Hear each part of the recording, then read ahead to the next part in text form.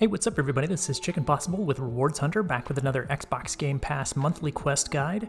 Today we're going to be working on the quest for the game The Evil Within, and this one's going to take about 30 minutes to complete, just a heads up on that because it's a little lengthier than some of the other quests. It just takes a little while to get to the 3 enemies that we need to kill within this game. So I'll show you the fastest way to get through all of the cutscenes and all of the different little tasks you have to perform in order to get to the 3 enemies that we're going to kill using a pistol and a knife. 150 rewards points for this, and this is good throughout the month of May. This game does appear to be available on xCloud, so if you want to play it on a xCloud enabled device, you should be able to do that just fine in order to unlock this quest. So we'll go ahead and get started in a new game. I had practiced a little bit beforehand, so that's why I've got a continuation. And you can set your brightness level at whatever you like. Be sure on the difficulty setting that you set it to casual. That will make it a lot easier to defeat all of the enemies that we need to defeat, which really isn't very many. But I think it may make it a little bit less likely that we get spotted by the villain in the first chapter of this game, who is he's pretty on the ball when it comes to finding us. But I'll show you how to get past him fairly easily. In any of the cutscenes that are skippable in this game, you can hold down the B button to skip them, so we'll do that for the first cutscene here, and we'll see the characters, the police officers who are walking towards the mental hospital. So we're responding to an emergency call. You can hold down the left bumper button on your Xbox controller to quickly sprint. There are some times in this game when you can sprint and sometimes when you can't, so this is one of the times when luckily you can to kind of speed things up a little bit. So we'll just head up the stairs towards this brown door and open it up, and this will kind of play out automatically, almost as if it were a cutscene at this point. Smells like blood. All right, stay sharp. And unfortunately, we don't start out with any weapons ourselves in this, so we will have to collect some of those along the way as we go through. We don't know what's happening here. And you can't sprint through the lobby here, so we'll just walk, following along with the other police officer, towards the security room. You can see we're in a mental hospital, so we've got all kinds of bodies all over the place. This is definitely sticking with the zombie theme of the May quests. All of these are zombie related if you hadn't noticed. So all 4 of the monthly quests we'll be playing today are, all about killing some zombies. So we can sprint once we get past that first guy that kind of falls over a little bit and take a look to the left into the security room. We'll see one guy who's a survivor here, but he's a little bit incoherent. And then we'll get a chance to take a look at the security footage just after this. Impossible. Ruvik is... I've got him. The security cameras might tell us something. So take a look to the left and you'll be able to walk over to the security camera footage and take a look at that. And once it gets started, you can actually skip some of the security camera footage as if it were a cutscene. So after a second or two, you'll have the option to hold down the B button to skip if you want to get through this a little more quickly.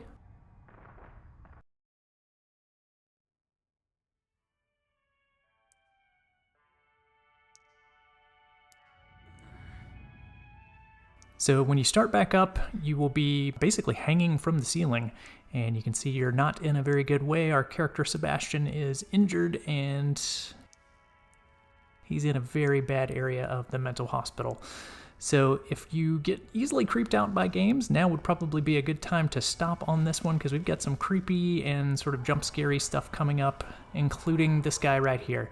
And he's going to be chasing after us quite a bit for a few minutes, but hopefully you'll be able to make it out alive eventually.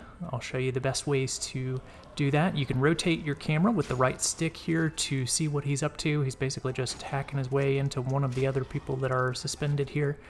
And you can probably see the glowing knife that's out in front of you in one of the other bodies that's here, so we need to collect that knife.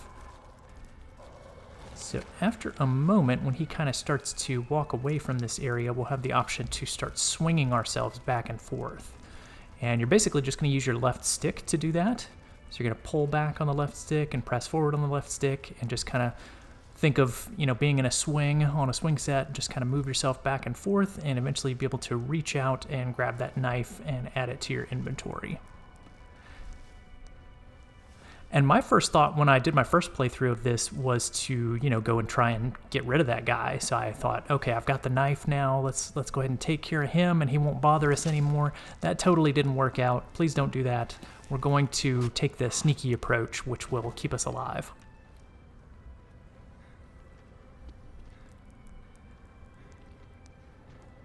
And Sebastian checks for his gun. He doesn't have a gun. All we've got is the knife at this point. So hold down the right bumper and you'll be able to sneak. That's the sneak action in this game, as it says right there on screen. And you also probably saw a checkpoint get automatically saved for us just then. Since we're getting into a dangerous moment of the game, they went ahead and auto-saved for us, which is nice.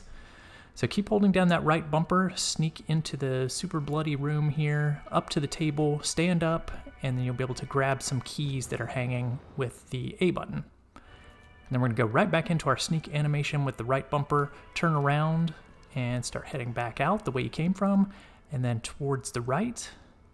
And there's a door over here that we can open up using the keys. So we'll just walk up to this door and press A, and Sebastian will use one of the keys that he collected to open that up.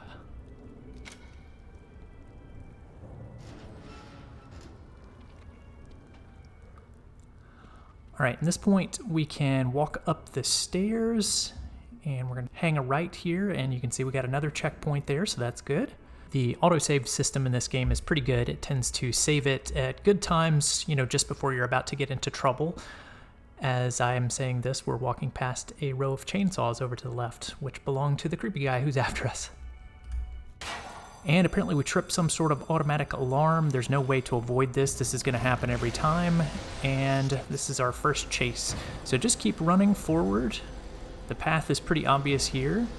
Like I said, there's no way to avoid this chase. This is just part of the game. You've got to go through this. So we're just going to start running forward. And he will slice our leg, which is going to make us limp for quite a while coming up. You'll see that. At this point, you want to just make sure you're holding forward on the left stick. When you get to the end here, press A to open up this trapdoor on the bottom, and you'll start sliding down. And we're going to do the electric slide here. Slide to the left, and slide to the right. And then we're going to fall into the pit at the bottom. And that's most of the danger for the moment, thank goodness.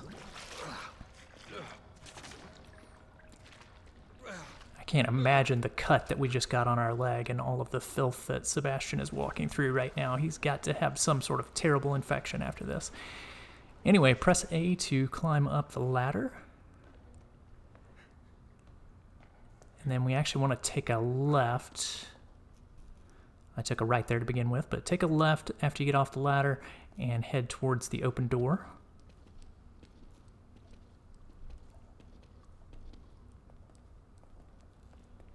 And we'll press A to move through this door, and we'll get another checkpoint, which is awesome. We're going to take a right here at the fan. And walk down this path. And there are some different collectible things that you could be picking up along the way here. They don't really matter in terms of getting the 3 kills that we need to get. But you'll see some different little story bits like pamphlets and papers that you could pick up along the way. I'm just going to be passing right by those because we don't really need them for the quest, but feel free to do some more story exploration if you want to. So after we head up the ladder, we're just going to keep walking forward towards this guy in the wheelchair. He's got some documents with him. Again, I'm just going to skip over those and keep walking.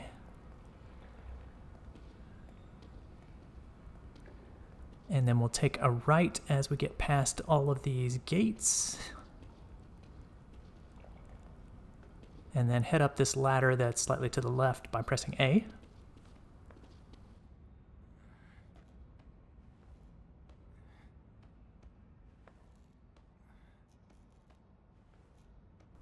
Yeah, and Sebastian's a little bit slow about climbing up this ladder. I think I would be too if I had had my leg recently chainsawed slightly and had to walk through all that mess that was down there. He's not having a good day. But anyway, he is still kicking and he's still making his way up the ladder, so respect, right? All right, some more documents in this room. We're just going to ignore those and press the red button on the wall by pressing the A button.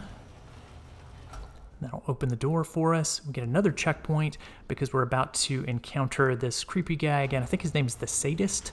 So he's going to appear again in just a moment. So we're just going to zigzag through all of the open doors and doorways to get back to the next area where we'll see him, which I believe is this room right here. Yes, so if we hold down the A button as we get prompted to, we can see that he's behind us in one of the rooms that we came from, and he's sort of aware of our presence. So we'll want to hold down the right bumper to get inside of this locker.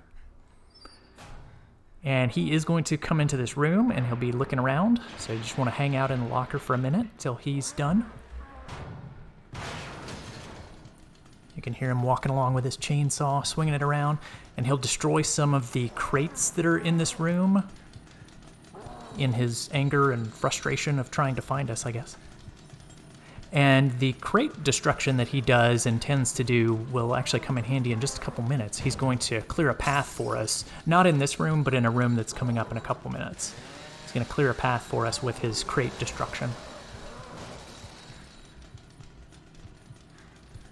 So you can rotate your camera and watch what he's doing as he kind of zooms around the room. Once you get your checkpoint and you get the prompt at the lower right to exit, you can hit the right bumper to exit, and you should be safe.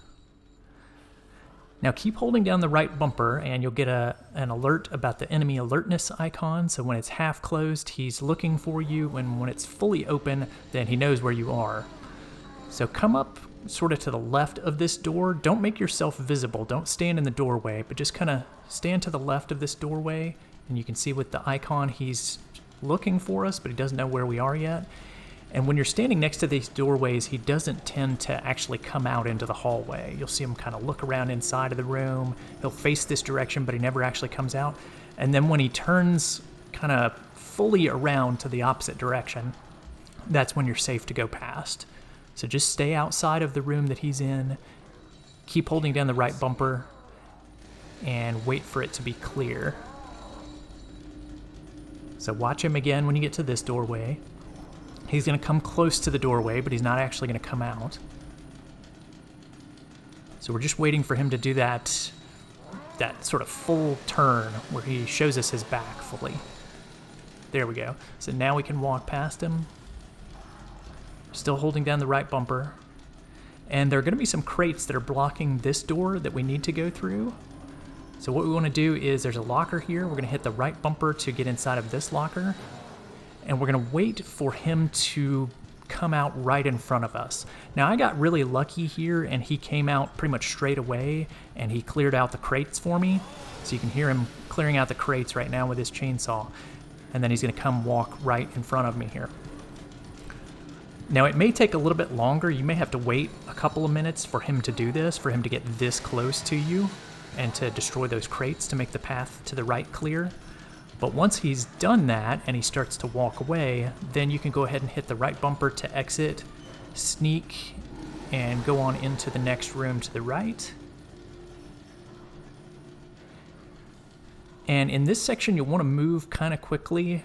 You'll want to keep holding down your right bumper, but you're going to do this kind of quickly. So come over here, press the A button to grab this bottle, left trigger, and then right trigger to throw it out into the room. Now, he actually saw me right there, and I'm really surprised that I lived this. I just kind of kept moving as quickly as I could and dodging around these things. I don't know how he did not get me there. Hopefully you'll have a little bit easier time, but I just kept pressing on and was able to get past him. Now, a lot of times when you throw that bottle out there, he'll get distracted by the bottle because he won't actually have seen you, and he'll look at the bottle and try to figure out what's going on. Like I said, I got really lucky there. But hopefully if you throw the bottle, he'll just go after that, and you'll have an easier time getting past him. At this point, it's unavoidable that he has seen you, and he'll just chase you down this hallway. So this is basically finishing out the first chapter, and this is sort of a set sequence of events. So we'll just keep pressing forward and head to the elevator, which will close behind us and keep us safe.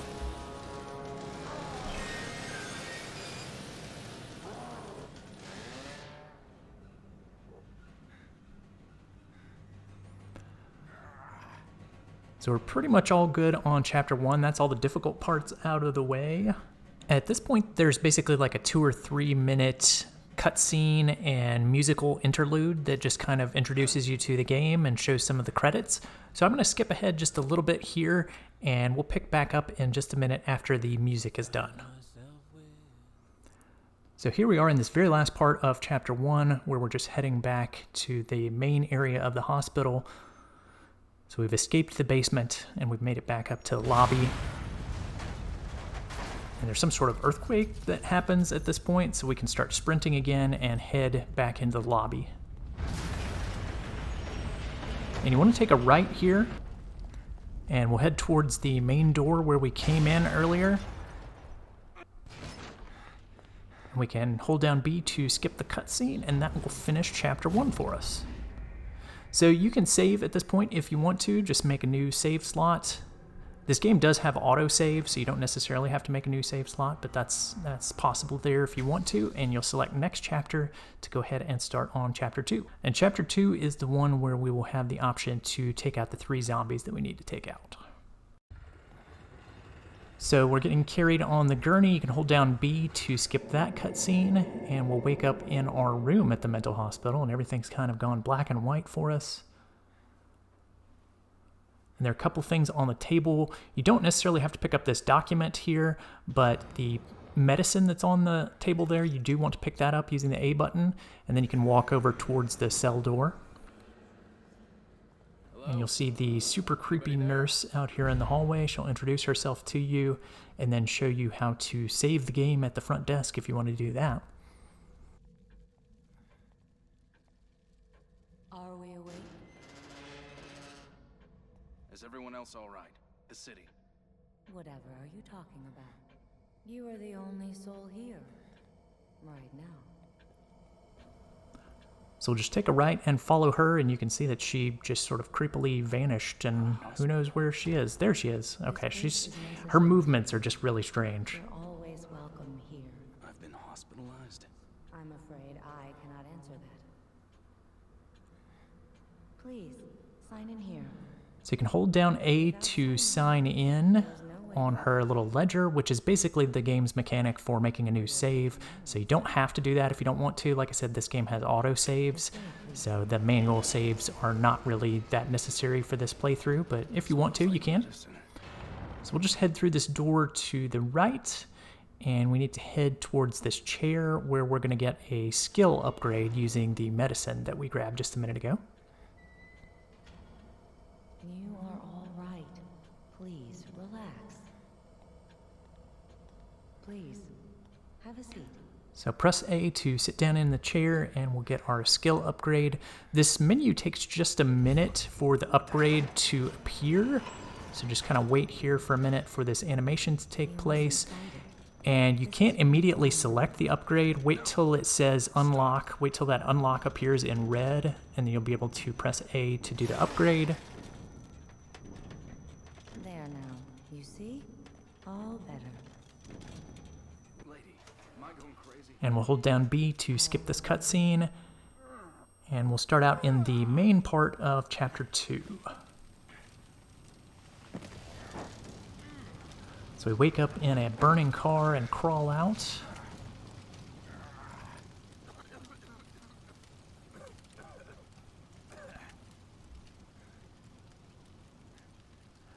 So as we gain control of Sebastian, we can hold down the A button to see a syringe that's nearby. And if you walk up to it, you can press A to collect that. I don't think we're really going to need that, but we'll go ahead and collect it anyway. It's basically a health regeneration syringe.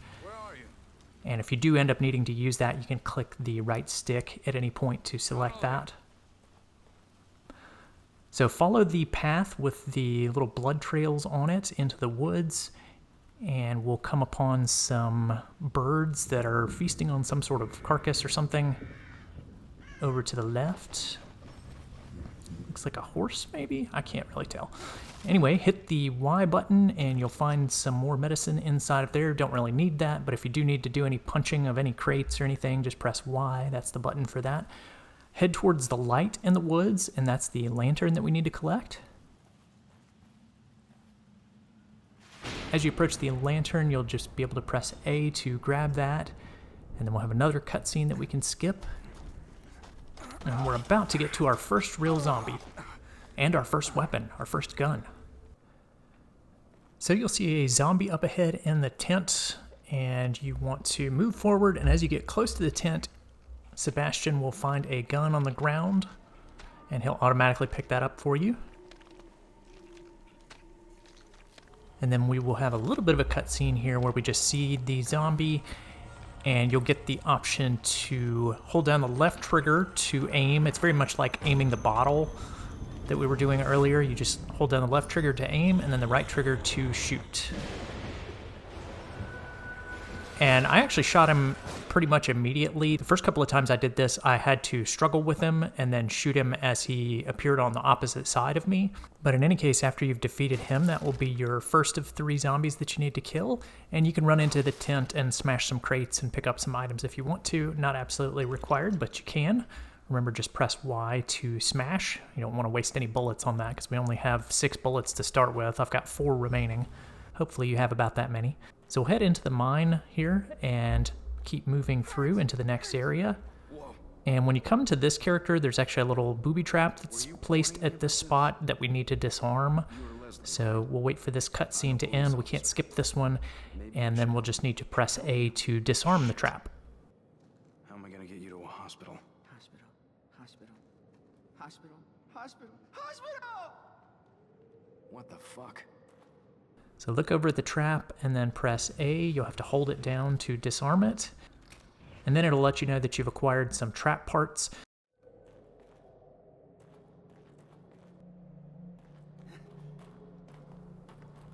And I'm very surprised at Sebastian, the police officer here. If you sprint for like 5 seconds with him, he immediately runs out of stamina. I mean, get on the treadmill, buddy. Run once or twice a week. You'll be able to do a 5K and run for like half an hour straight. I don't know. Anyway, enough about exercise and fitness for police officers. Now we need to learn how to use matches. So walk over here and press A on this box of matches to pick that up, and then press B on the body that's here to burn it. That one does not count as one of your 3 kills, just so you know. So we'll keep moving forward down to the shed that's at the bottom of the hill. And we've got to very briefly go back to the hospital lobby. So walk to the shed and press A to open up the door. Now you wouldn't think there would be any way to quickly get back to the hospital, but our nurse shows us that we can walk through mirrors to head back to the hospital whenever we want to, I guess so that we can make saves? There are also some collectibles that are in the hospital, but we're not worried with any of those. So you can grab these things off the desk if you want to, but walk up to the mirror and you will immediately be transferred back to the hospital for a short time. Shit. So hold down A to do that transfer, and you wake up back in your room at the hospital. What the? Back here again. I must be losing it. And we can sprint here, take a right, and walk past the desk. You can make a save if you like. I don't know if that was a bad dream. I think I did go ahead and make a save just because I was about to encounter some enemies. So we'll move on, and then there's a mirror over to the right, so you can hold down A to go into this mirror and transfer yourself back to the shed that you were in. And now we'll go back to the shed door and press A to kick it out of the way. Take a left, and we're going to head down this trail. And you can sprint again for about 5 seconds till Officer Sebastian runs out of stamina again. I'm telling you, man. He really needs to buy a treadmill. And there are 2 zombies down at the bottom of the hill. We're going to hold down the right bumper to sneak. One of them will be very distracted and just bang on the door constantly. So this is going to be our easy second sneak kill. So like it says, we can hold down the right bumper and then press A to do the sneak kill.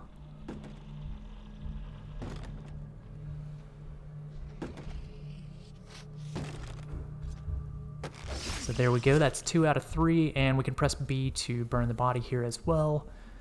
Walk up to this door and press A. And we're going to go through this shed to the area where the other zombie went off to.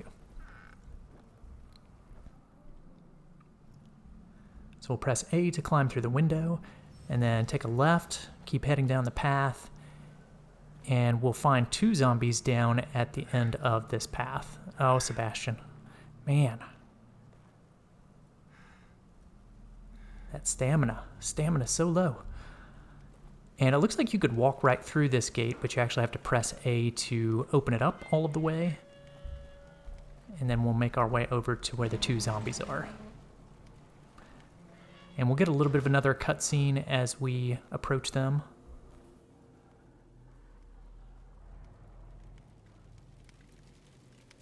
And you can hold down the B button to skip that cutscene.